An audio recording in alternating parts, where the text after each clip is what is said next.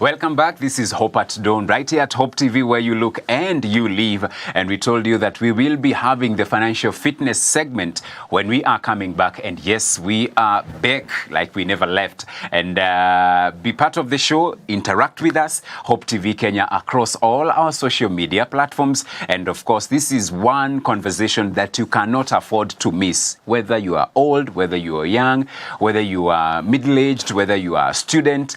This one is a conversation that is for everyone. And so be part of it. Get in touch with us as well. Get us on WhatsApp, 0708-222-323. That is on WhatsApp. And today we are talking about turning ideas into profitable ventures.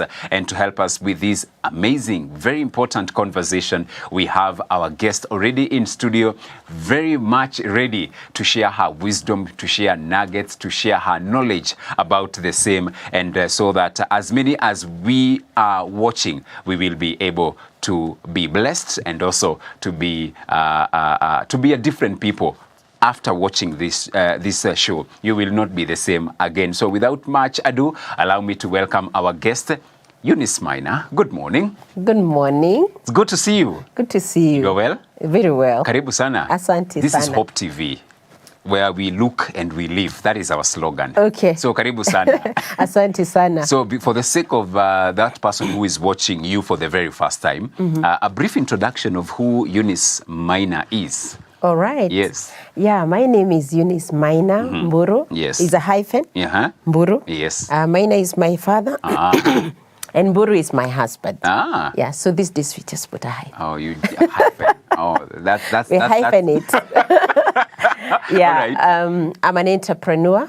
Maybe I can just take you back. Yes. A scientist. I studied chemistry and mathematics. Worked in a pharmaceutical company for 3 months. We'll get into that.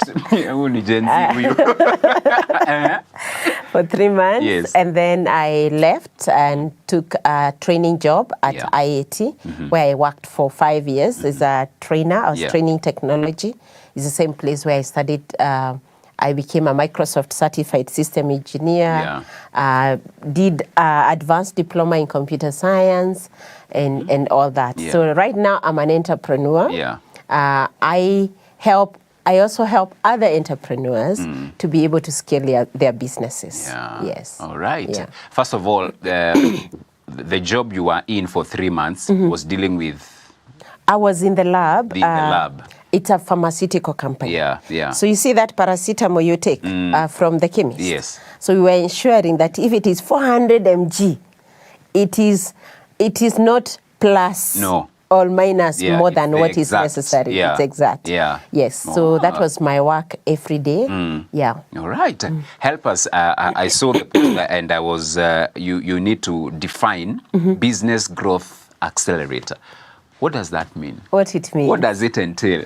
Now, I will skip many because I've worked in many places. Yes.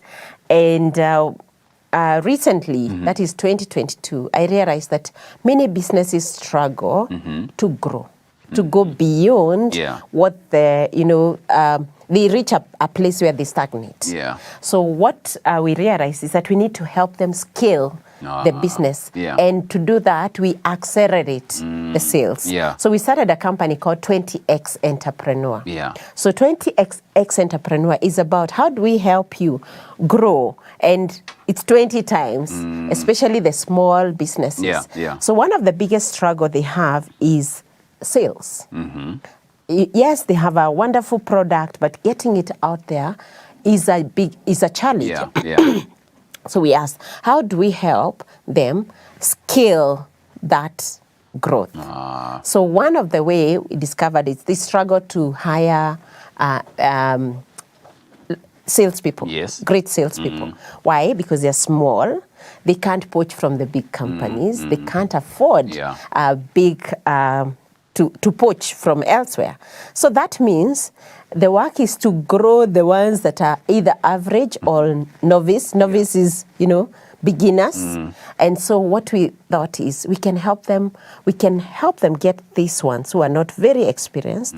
We train them and match make them. We call it matchmaking. Why? Because it's not just recruitment. Yeah. It is connecting, understanding the small business, what they need, and find this person who can fit into that organization and connect them. Yes. The other way is through sales training and coaching, because some have a small sales team. We train them and coach them to help them grow their businesses 20 times in 3 to 5 years. And then the other thing is through sales management, whereby we can manage the sales, the business sales. So say, okay, I'm tired of hiring sales managers, so can 20X come and manage our teams? So we do that. And then also we help them come up with strategies that are going to help them accelerate the growth. All right. Yes. Awesome. Yeah. At least now I know. Yes. When I see that title, I will at least know that the definition was well put. Exactly. Thank you. Yes. Thank you for that. Now, you have been in the entrepreneurship journey for a while. Yes. The beginning of our conversation, you said you were hired 3 months. Then you decided, no, this is not for me. Then you shifted 5 years and all. So what explain to us that transition?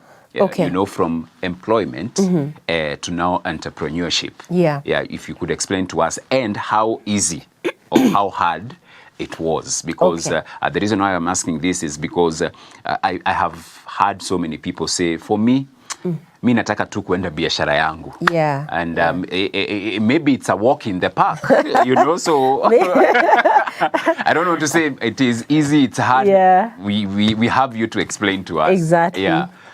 So I've explained the transition from one workplace to another workplace. And then after 5 years, there's something that catches someone, you know, the desire to break some ceiling. You know, as you work for long, you reach a place whereby I'm like, this is not it. You know, there must be something more. So that caught up with me.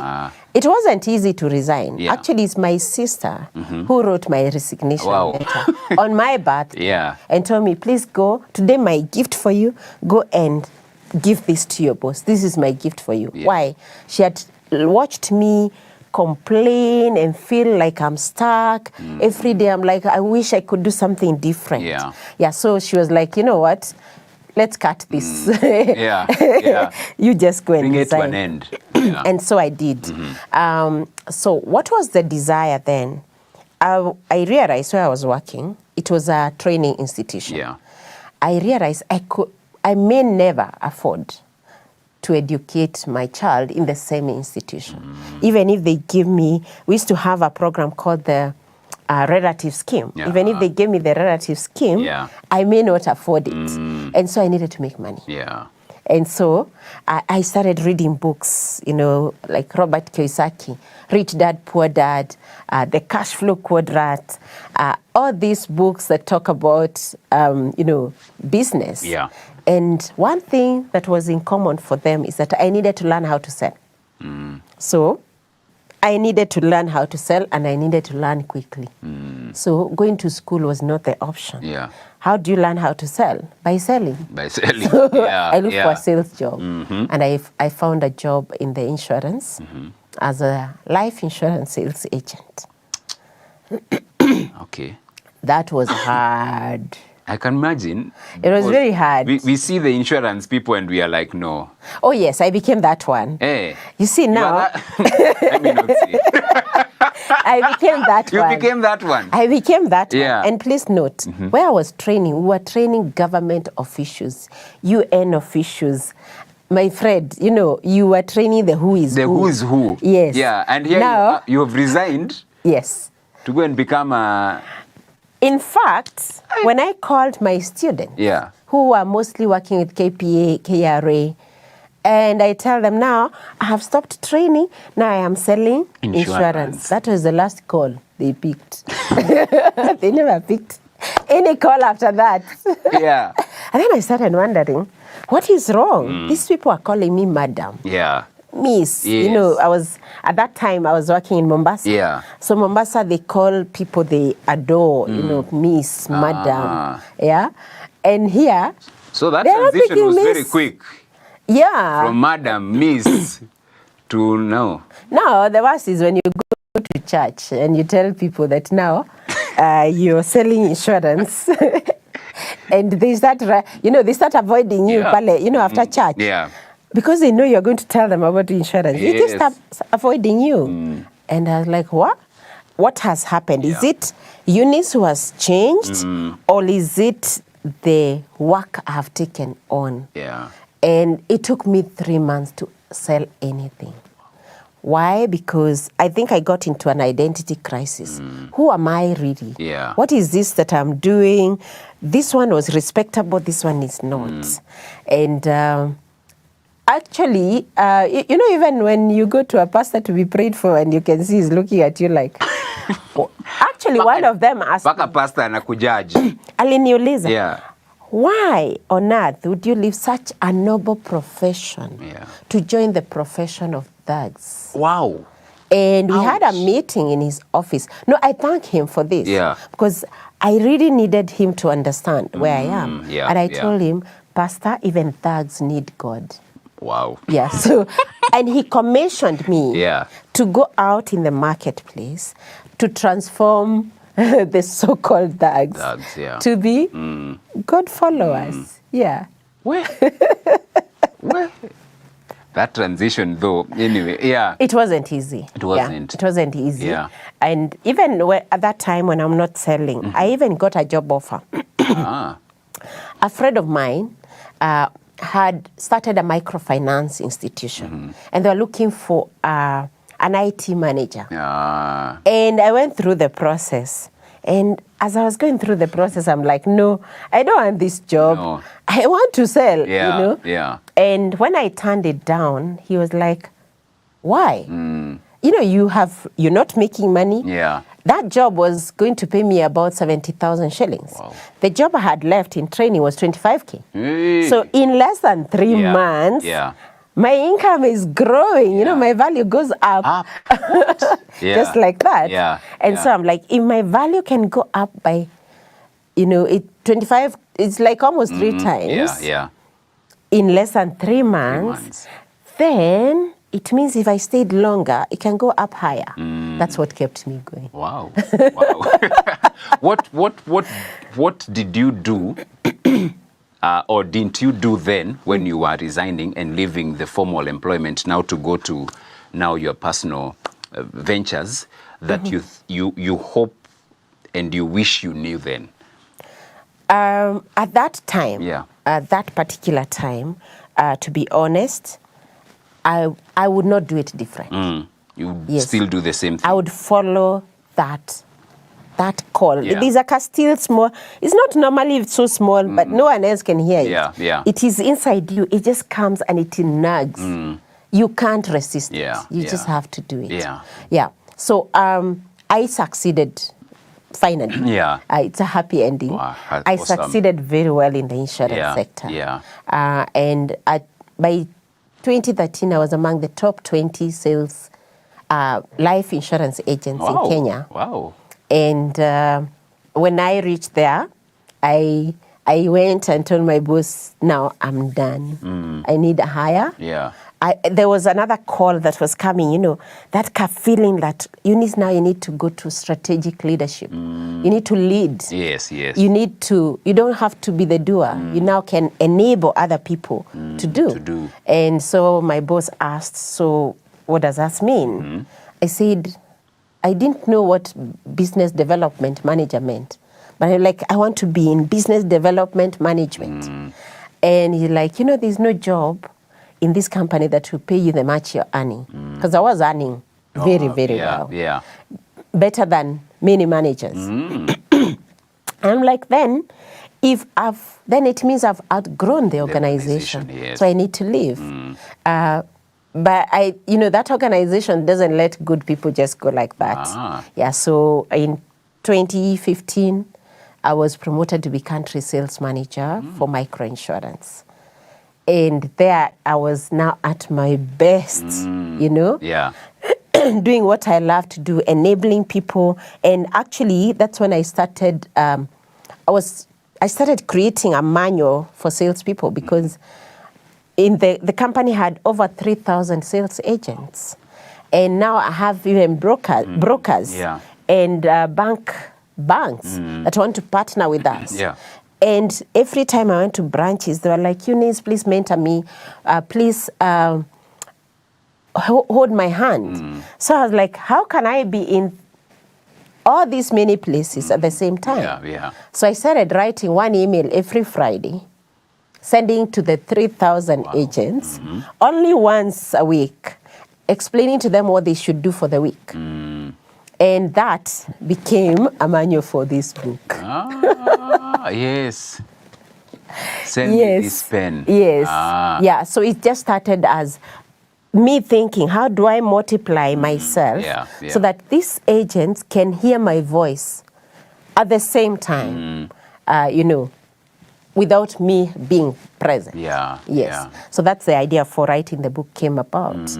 I wasn't writing a book. No. I was writing a manual for the sales team so that they can be following. When they feel like they need my help, they can just go and refer. Yes. Yeah. Sorry. Yeah, so later I left. You had to leave. Okay, people, I mean, right now you'd call me a Gen Z. Because it was a very, very good job. I loved the job. I worked at my terms and results happened. And in 2017, on 31st December, again, I was just writing, how does the future of insurance look like? I was journaling because I like to journal a lot.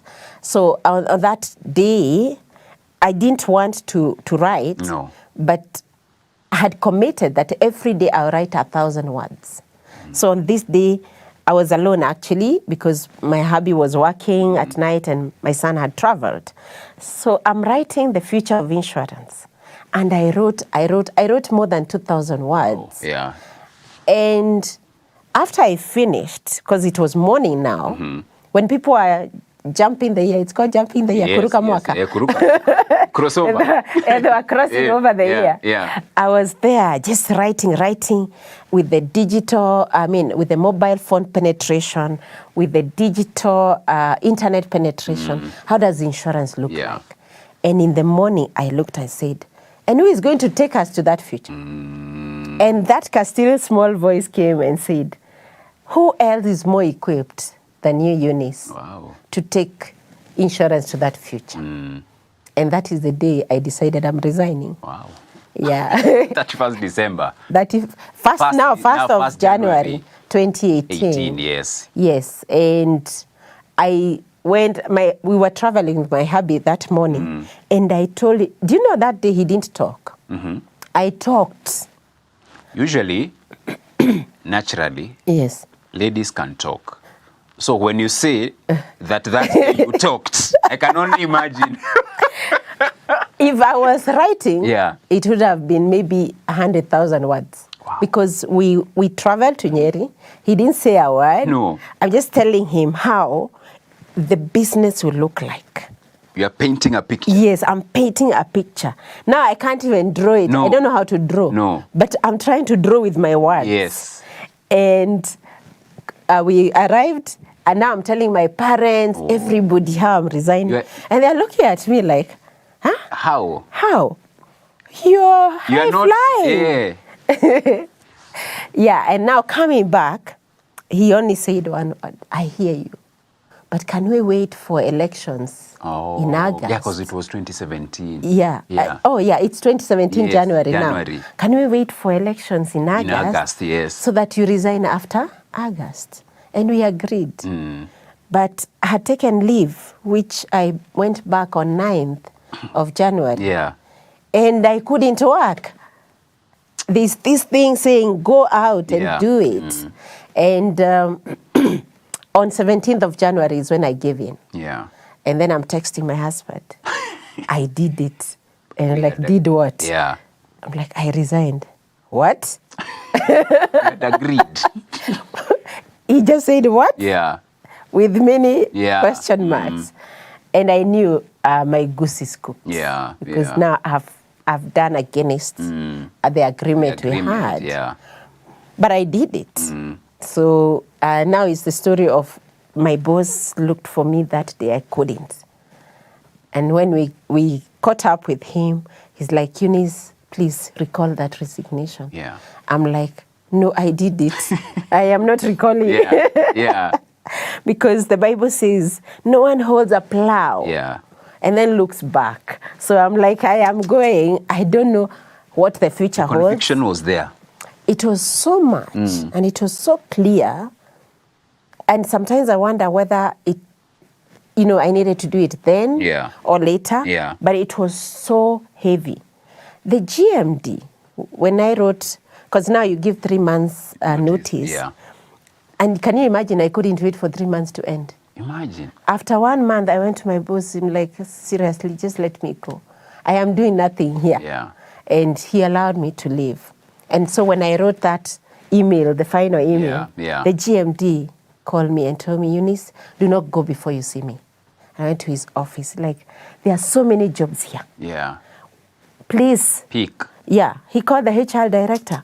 Tafutia Eunice kazi mahali. And I'm like, oh God, please give me 3 months. Yeah. Let me go out there. In 3 months, it is not clear, I'll come back. Yeah. He told me, okay, I allow you to go. You have my number. Yeah. In case you want to talk to someone, call me. And that was it. Yeah. I have never gone. You have never gone back. Yes. We met later when I was launching my book. Or did you didn't even call them? No. I actually met him, I think, later when I finished writing the book. Yeah. I booked a meeting and went to gift him one copy. Wow. Yes. Wow. Yeah. Listening to you, I want to know the power, because not so many people, what you are going through, so many people would have caved in, would have given in to the pressure, the hubby, your spouse, your bosses. For you had even the luxury of picking a position. They are asking you, pick. You had that luxury. Yeah. But then again, you didn't bow to that pressure. Yeah. How important is that when you have a vision and a goal and a conviction, so that it's not derailed? I think it begins with doing your best where you are. Knowing that I have given it all. This is it, And even if I went back, how much more would I do?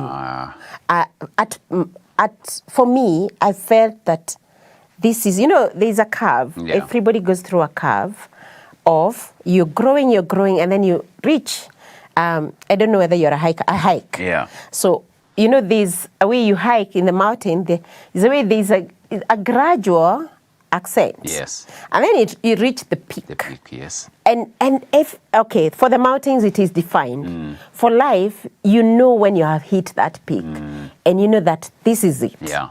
And beyond this, something needs to happen, either so that I go higher, or I can stay here and go down. So I had reached that point of I have given it all. Yeah.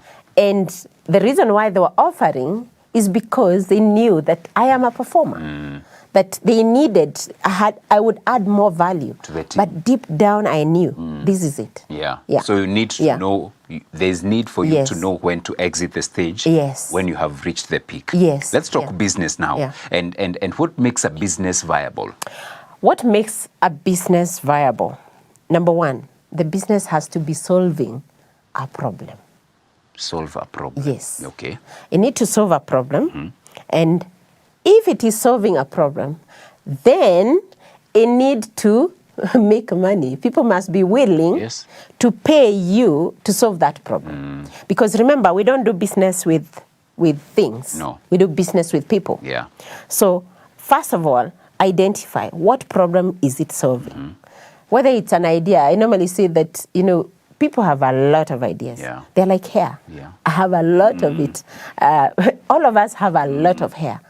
Every day, we have a lot of ideas flowing in the air. True. But what makes one become viable is to ask, what problem is it solving? And then how many people are willing? Because it could be solving a problem, but are people willing to solve that problem, to pay you money so that you solve that problem?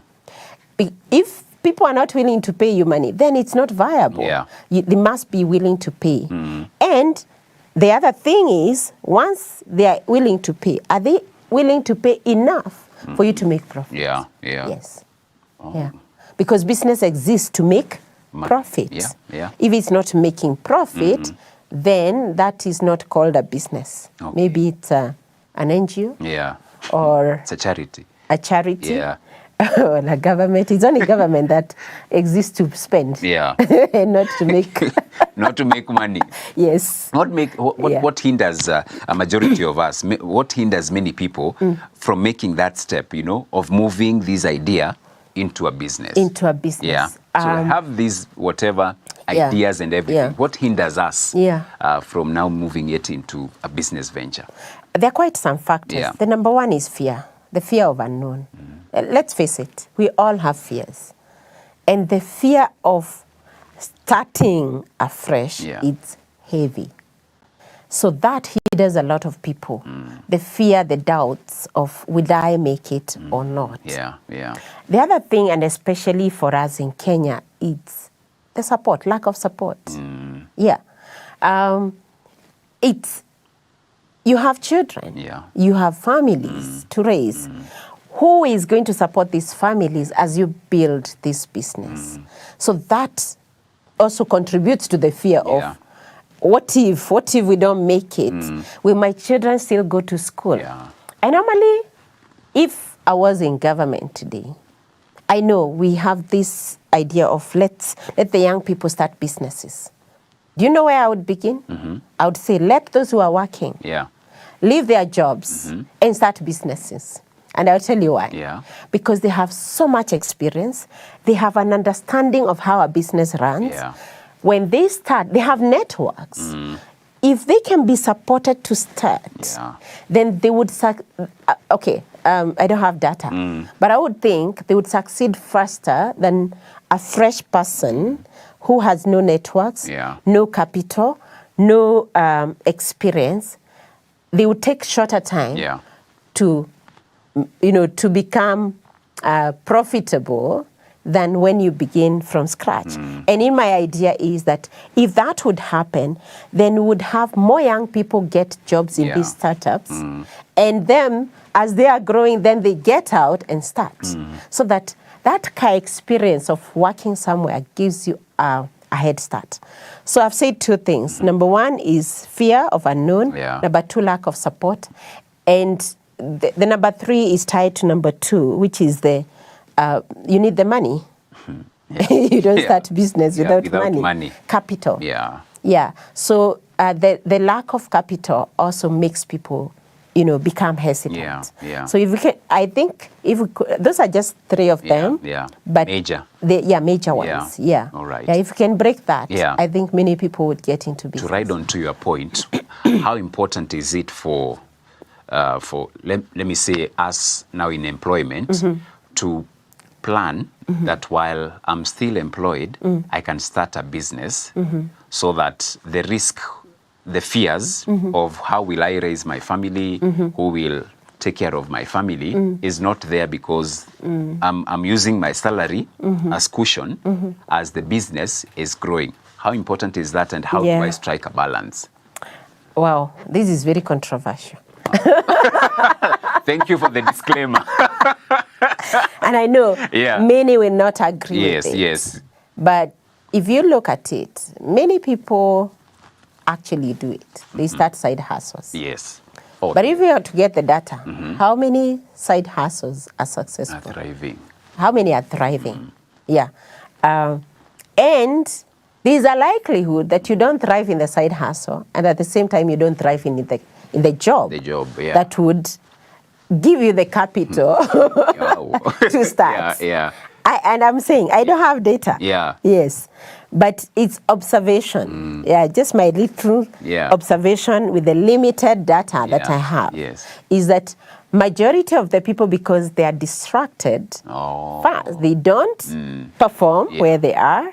that means you're not able to raise enough capital where you are. Yeah. And then where you're side hustling, again, so you have employed people. Yes. Because you're not there. And it's unfortunate. The Kenyan spirit can catch your employees. Yeah. Of taking from you. Yeah. So you find that it's a tricky balance. However, I must put this, recently I went to another training, and my trainer told me that it is important that let people start the side hustles. The more, the better. Yeah. Because we activate this entrepreneurial spirit. Yes, yes. So some will not succeed. Yeah, a few will. Yeah. A few will. Yeah, a few. But either way, it's just like when Paul said, some people preach out of goodwill. Others preach out of envy. Others out of jealousy. But either way, Christ is preached. Then, so my trainer told me, some people will start, the side hustles. Some will, for various reasons. Some will succeed, some will fail. But either way, the entrepreneurial spirit continue moving forward. So it's a question that maybe I'm not the right person to do. Personally, I did not start a side hustle. And maybe that's why I jumped in two legs. You told them enough is enough. And also mainly because the business I was going to start would conflict with the organization I was working in. Because it came about looking at the gaps, the challenges I saw that the company was not meeting, and therefore I was going to fill in that gap. So it was going to conflict. So that's why I had to fully leave. My conscience could not allow me to do what my employer is doing when I'm inside there.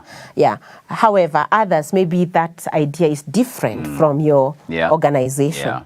So go ahead and find time, but also ask, where would my effort give the most outcome? For example, what if you saw this gap and discuss with your employer, and together you negotiate? I love to negotiate. I negotiate. And when I got the national sales job, it was paying me less than what I was earning. But how did I negotiate? I told them, okay, this is what you're paying. Weka hapa. Okay, now let's go next. Can we then have a percentage of every sale that come to me? So eventually, I was able to move my income to a 7-figure, because of negotiating. So evaluate and ask, where can it give me the highest return? Is it starting the side hustle so that then I have a soft landing? Or is it saving more in this job so that then I have capital to start? I think that it should be left to someone to decide. You actually have answered the next question that I was asking in terms of what advice then would you give to someone? Maybe they are not, as you said, because there could be a conflict, number one. Number two, there could be, as we said, there's no that ample time to be on both. So you are split in terms of concentration and all. So, but now you have mentioned in terms of you save and then decide full throttle. Uingie huko. And also some businesses may not, for example, if you're building apartment, it's still a business, solving a housing problem. But it may not require you fully. So you need to evaluate and see, what is it that I can do while I'm still working without denying, without stealing from my employer? Because we have, stealing is wrong, isn't it? It is wrong. Stealing time. Even time, yes. Even stealing energy. Because, when you're employed, we think that you're employed 8 to 5. But you need to rest for you to be able to be creative the following day. True. But now instead of resting, you're very busy doing other things. Yes. So is that side hustle you're doing helping you rest more, become more creative for your employer? And of course, employers also need to be considerate to ask, how can I make my employees, because they're giving value, how can their effort make more while I work with them? There are very few who think the way you are thinking. Your employees are very lucky if they're watching. I hope so. That you can think the way you are thinking, because not many companies think that way. For them, actually, they feel you owe us. It's a privilege. Well, it is a privilege that you have, but so. Anyway, let's not. It can be a win-win. It can be exactly. a win-win. It should be a win-win. Yeah. But you see, for them, they think the argument is, but we pay you. So. It's debatable. Very debatable. Yes. Now, Eunice, in your journey, you see, of entrepreneurship, what are some of those struggles that, struggle with losses? How are you able to navigate through? Because we are seeing a very bubbly, happy, Eunice. Eunice. Very successful. Wow. That is a very good question. Yeah. When I wrote this book, this is it's hits and misses. Because business is hits. You hit the peak. Yeah. And you can also miss. Yeah. Not you can. You miss. You will miss. You will miss. Yeah. And yes, it's not just even money losses that happens. There's a lot of losses that happen. The first thing that we think is just money. Money. Yeah. Money is recoverable. Yeah, because losses will happen, and you can adjust. You can either reduce. Business has two aspects. It is either you're making money. I mean, it's the aspect of making money, how money comes in, and there's the aspect of how money goes out. There are those only two. Yeah. So how money goes out is now based on the expenses. How much are you paying out? Yeah. So you can avoid losses by either increasing the money coming in or reducing the money going out. You see? Yes. So that is with a professional. If you get a professional to help you walk through that, you can manage the losses. But they happen. Yeah. Now, there is loss of even self. Yeah. That is the biggest loss, and that is the most dangerous. Because if you lose yourself, then you've lost everything. Yeah. And when I was writing this book, I would say I was at the rock bottom. Yeah. I later realized that we were not doing badly financially, but I thought we were really doing badly. Yeah. Why? Because I got a burnout. I had run the business I started in 2017, Be Smart. I had run it day in, day out, with this energy you see. Yes. Not going down even in the evening or at night, as in energy. For 5 good years, Eunice had not rested. And one day, I call it the drug stopped. Yeah. Stopped to work. Because I think entrepreneurship has something that entrepreneurs, I don't know what they take. Yeah. But it's like a drug. And my drug was work. And one day it stopped. Of course, it was caused by some misfortunes that happened. I had a miscarriage. And now I was trying to bounce back. And I couldn't. Yeah. And then everything looked bad. Terrible, like things are not working out. And I remember one day I sent my husband a text. I told him, do you know how useless I am? I can't hire the right people. I can't run a business. I can't sell. Now remember, the sales manager can't sell. Yeah. I can't give birth. I can't be a good wife. Yeah. And I wrote a list of all of them. And he responded and said, that is a lie. And, I started crying. I didn't cry because he did a good thing. No. I cried because he doesn't get it. He doesn't seem to get how useless I am. Yeah. And then another day I woke up, I told him, you know what? I want to move to Nepal, Kathmandu, and become a monk. Yeah. Why? Because there's nothing more for me to do. That was in 2021, and it was a very difficult time. So I had lost the zeal, I had lost the fire, I had lost the energy, and I think that's a big loss. Yeah. Money loss can be fixed. True. No. This was a big loss. And I even had a plan. When normally in our family we set our annual goals in January.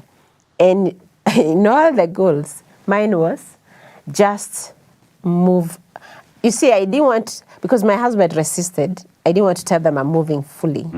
I said, I want a 3 weeks lone trip to a destination that only me knows. You're not revealing it.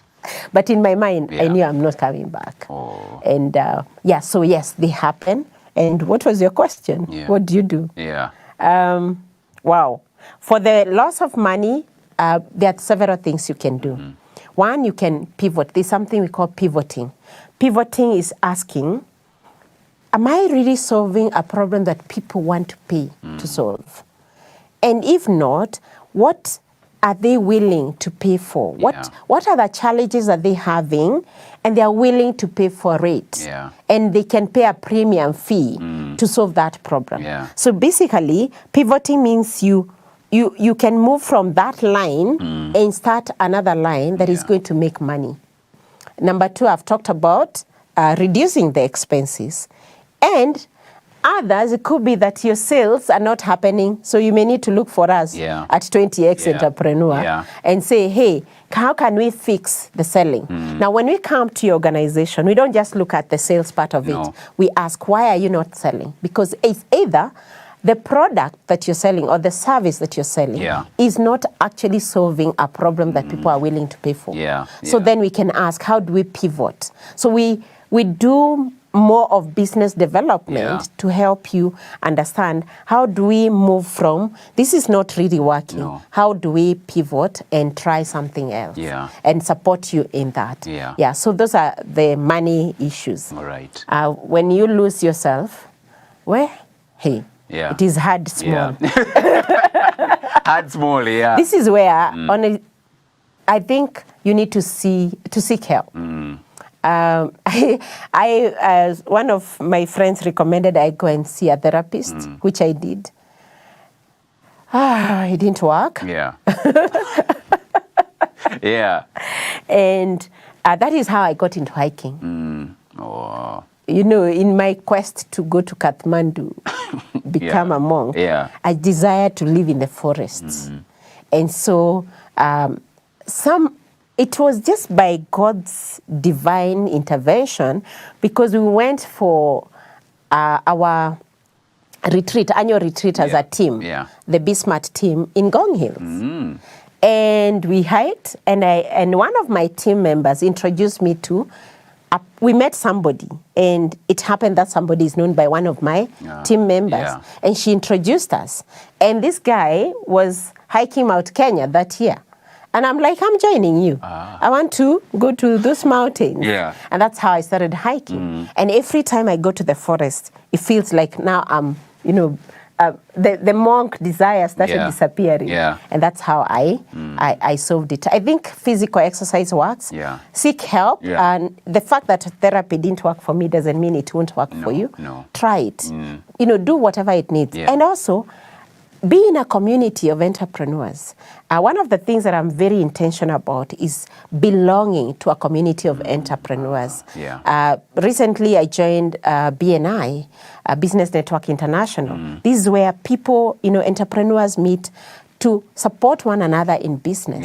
And another one that I am in, it's called Nuru. This one is a network of professionals that help entrepreneurs come to, with their professional issues. Like, if you're not making money, they can come and see why are you not making money and help you. They can help you find places you can get money if you're looking for capital. So be in communities of entrepreneurs so that then they can support you. I call it my therapy. And it helps. It works. Time is over. That is what they're telling me. It's already 9. That is so fast. So fast, I know. You've just but begun. Yes. But thank you so much to people also who are interacting with us. I see the likes of Newton Mwiregi, my namesake Gishuru, Miss Lulu, Western Opati, Faith Apodi.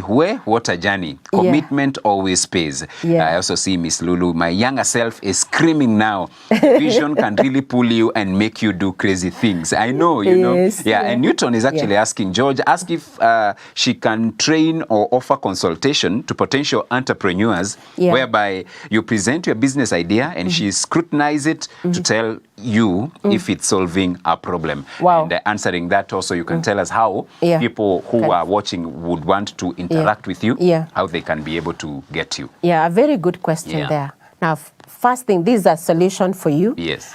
On 4th of November, we're starting a training called, generate your business idea. Because ideas are so many, but you need to narrow down to one business idea and create a business plan. So this is starting on 4th of November. And it is for people who are employed and you want out and you want to learn softly. So we want to test those ideas. We will test all of them. You will list all of them, and we're going to subject them to tools that will tell you this is the most viable idea because we've been in it, so we understand. And then we create a business plan for that idea. It's a 5 weeks journey. A 5 weeks journey, so that then you can start the business. And then the other thing, the other way we do coaching is we have programs for even those who have, who have started, maybe especially those who are in sales. Salespeople become entrepreneurs automatically. So the salespeople, if you're a salesperson, we have a program called the 5-Day Sales Challenge. This again, it gives you the foundations of selling and how to set foundation to grow your business 20 times. And then we have, for business owners, a 12-week sales accelerator.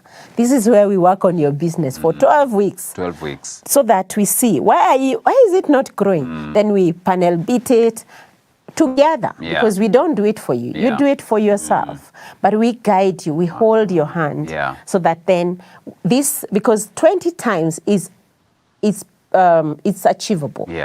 If you do, we say that it's a science. If you follow the science, then it is achievable. So you ask how people can get us. You can call our team at 0785 461 034. The other number is 0708 7556 221. You can call those numbers, or you can go to 20X Entrepreneur handles. We are on Instagram, we are on Facebook at 20X Entrepreneur. 20X we are on on X at 20X Entrepreneur. We are on LinkedIn.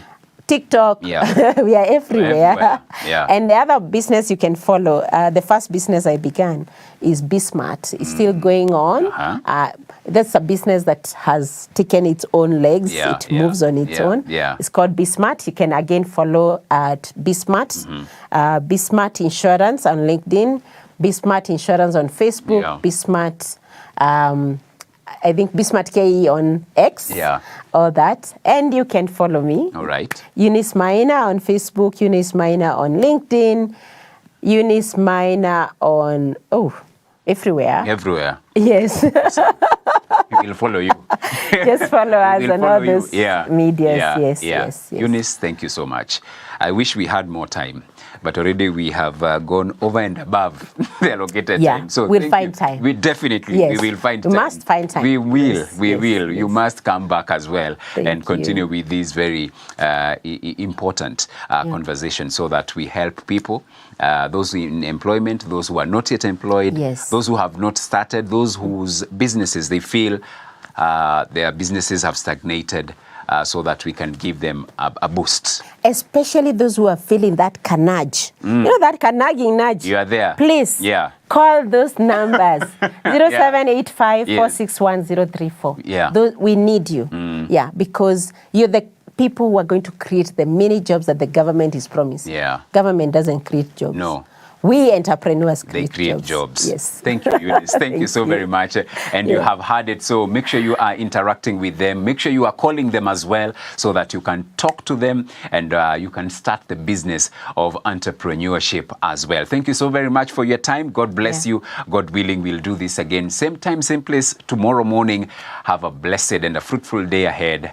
My name is George Gishoro. Wow.